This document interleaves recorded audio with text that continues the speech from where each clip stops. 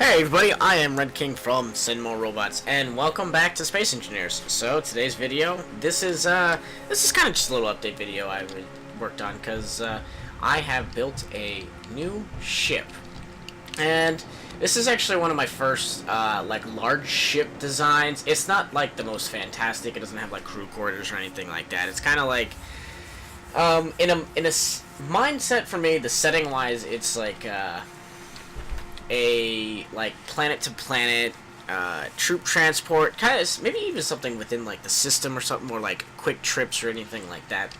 But overall, it is designed to be pretty battle hardy. It kind of came out. It came out really interesting, and I'm really kind of happy with it. I like how everything came together and how this all turned out. Considering I just like started with an idea. Actually, what I started with was this piece right here, this actual back piece. Let me switch to spectator. So I actually did. I started with this piece right here, right even before this connection point. I started right here, and then it just grew, and it went out that way, and it went this way, and this was bigger because I needed a door and things like that. But I'm pretty happy with it. It actually turned out really cool. It has this kind of like interesting like visored look to the front because it's got that separation between the top and the bottom glass, so it's like something's always looking at you or watching you. I don't know, it's really cool. I like the feel of it. I like the way it looks. But I'll go back to my body so that we can now look around at it and kind of get better. I did use a few mods. I used I think I used 3 mods total.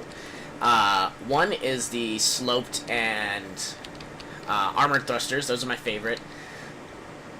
And then I use these industrial thrusters here from one of my favorite space engineers guys, and I'll put in links in the bottom of this video so that you could actually go look at their stuff and use that. And then there's one more mod inside, but let's first kind of go over what I have here. So right here in the front is a big old door. I named it the Ravager, but that's not a name I'm really going to stick with. Actually, I'd like to hear what other people have suggestions to name it, and kind of see what they think.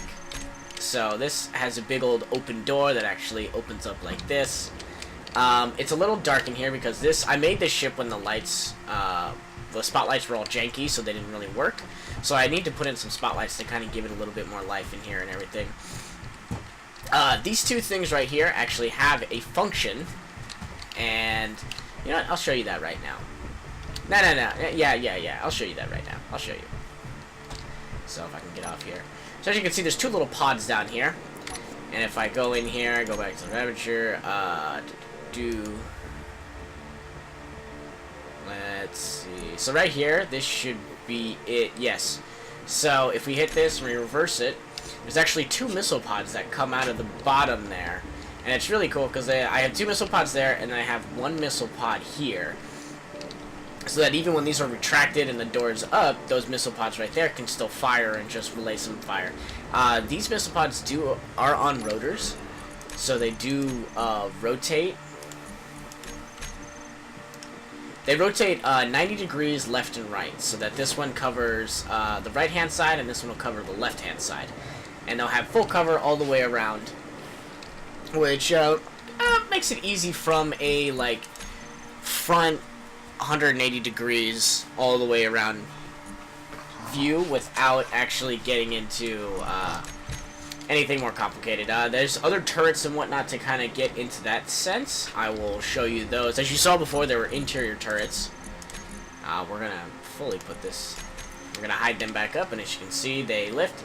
And oh, that was new. Of course, it sparks. But as you can see right here, I actually put in the blast door blocks, and so it made it easier for them to slide in and out without any issues at all. But we're gonna go back inside.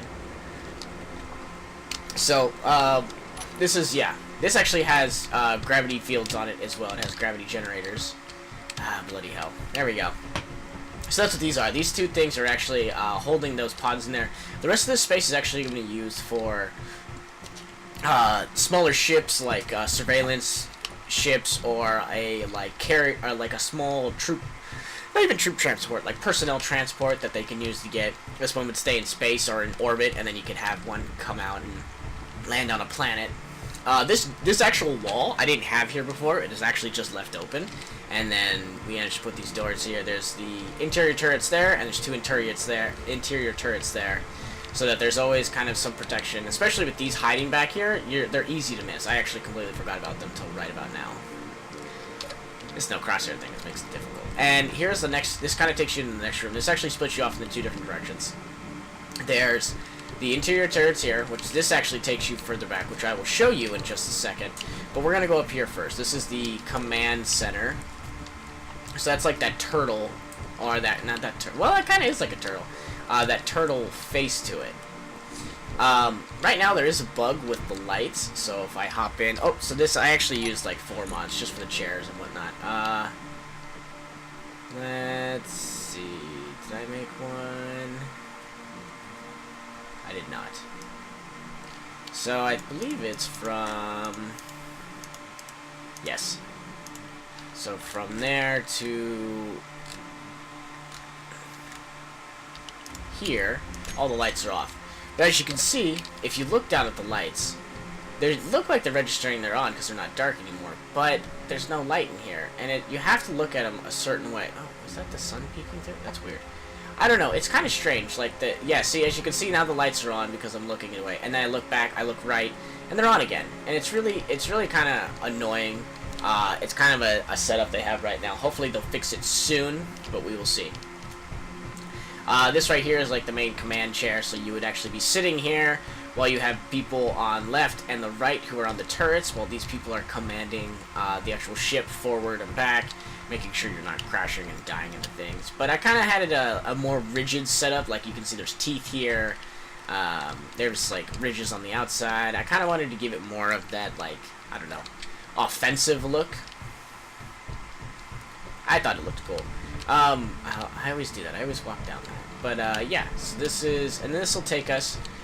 So that's like the entrance, actual like build the ship, and then this is the hallway entrance. There's nothing in here before except for the lights, and this is where it kind of gets weird because now you can see all the lights, and this is how it's supposed to look.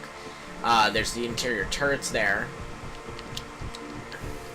This is a cargo hold room.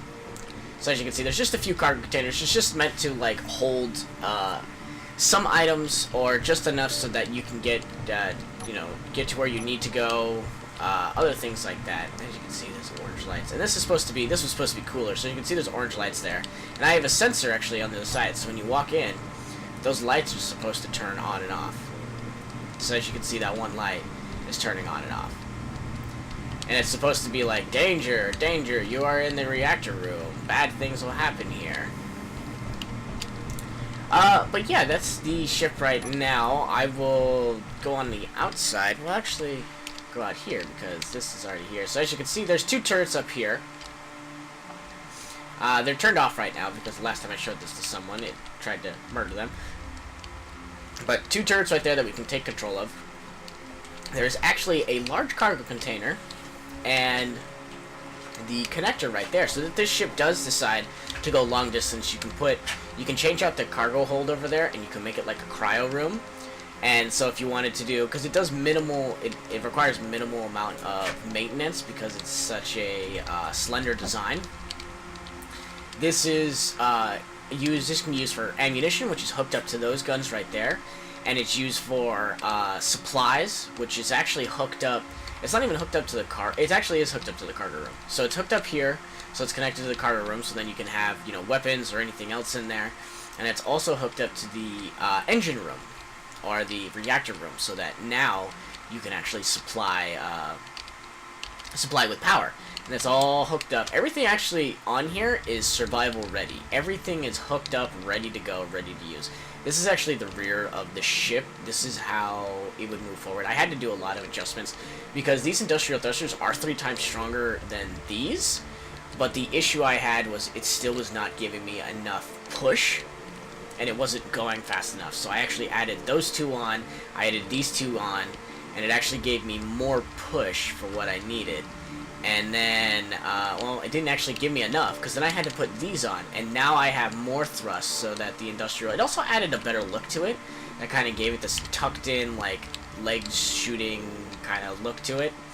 But this is, I kind of like the way this turned out. The side engines, because this is just rows of forward-facing thrusters, and I was able to add 2 more here. So now there's a total of, like, I don't know, there's a lot. I think there's like 5, so there's 10 on each side, so I have a total of 12 facing thrusters and just so many other ones. So turning, and I had originally forgotten the gyroscopes as well. So what's interesting is the gyroscopes are hidden right in here. So right here above this hallway are gyroscopes, and it's just a whole line of gyroscopes that lead into here, so that they're covered and they're protected. It definitely adds to the design too. It kind of thickens it up a little bit, makes it look less fragile than it originally did. This was a lot thinner than it should have been. This neck right here, this was pretty thin originally. But these antenna up here, there's so many antenna because you can actually have it ranged out. So the further you get out, the more powerful you need the antenna. So these ones right here, the ones closest to the front, are actually short range. These 2 are mid range. So if you have any issues, I think this set is a little bit further than that set. And then this is the long range sensors, where they're like, I think they're like 500,000 meters out or something like that. Like, if you need long range sensors, this is what you need to broadcast that signal. They're pretty it's pretty, I like the way it came out. This ship actually this was just a idea I had in my mind that a friend was just like, oh, an idea you're looking at, it kind of makes me think of Event Horizon. And that's kind of where the idea, like, flowed from. It's like, oh, Event Horizon, I remember how that ship looked, and it was really cool, it was really rad. But that's my ship design. Like I said, I call it the Ravager, but I doubt that's what the name is actually going to stick as. If anybody has any suggestions for what they'd want to call the ship, please comment below, let me know.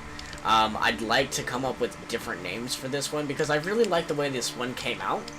And especially this tail end, because I feel like I could cut that off and I could put it on, some other ship, and it would just be a beast. But thank you all for joining me in this episode. I am Red King from Send More Robots, and before I actually leave, we are going to fly this bad boy. So then you can all see how it actually... Oh, I don't go that way. I go this way. But yeah, we're gonna fly this, and we're gonna give it some... We're gonna get your chug forward, so then you can all see how you like it, see how it moves and everything like that. And the funny thing is I put an RC control on it too, so that I could sit in this chair and control it. So now I am in full control. I put the remote control actually right in the ass right there. But I am in full control now. And it doesn't go very fast. So we'll pop this open. So it picks up a lot more speed than it used to. Oh, I forgot to close that door. A door, reverse. But it definitely has, it definitely looks really sweet. I like the way it all came out.